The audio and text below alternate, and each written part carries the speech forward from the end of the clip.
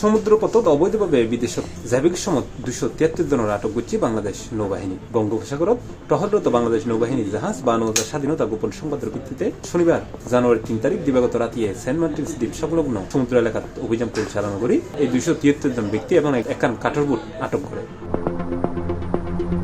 প্রাথমিকভাবে জানা গিয়ে আটককৃত ব্যক্তি অবৈধভাবে মালয়েশিয়া যাবেলাই যাত্রা করছিল এবং নৌবাহিনীর কার্যকর পদক্ষেপের ফলে সম্ভাব্য বড় ধরনের মানব পাচার কার্যক্রম প্রতিহত করা সম্ভব। আটককৃত দেয়া তথ্য মতে জানা যায় তারা দালাল চক্রের মাধ্যমে অবৈধভাবে মালয়েশিয়া গমনের উদ্দেশ্যে বুটুতগড়ি যাত্রা করে। পরবর্তী আইনানুগ কার্যক্রম লাই তারা আটককৃত বুট ও ব্যক্তি হলরে টেকনাফ থানাত হস্তান্তর করছে নৌবাহিনী।